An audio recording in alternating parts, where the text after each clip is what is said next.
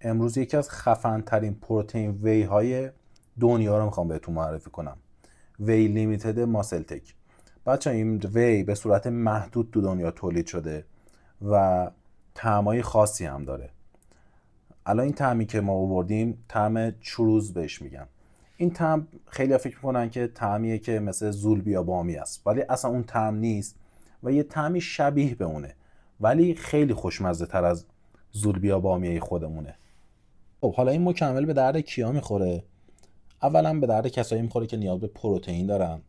دومیش به درد کسایی میخوره که نیاز به ریکاوری دارن، چون 4 گرم گلوتامین و 5.4 گرم BCAA توی هر اسکوپ به شما میده که یه گزینه عالی میشه برای حفظ عضله و ریکاوری عضله. وی لیمیتد هر اسکوپش 34 گرمه و برای 69 وعده مصرفی کافیه و فقط 2 گرم شکر توی هر وعده داره که واقعا عدد خیلی پایینیه.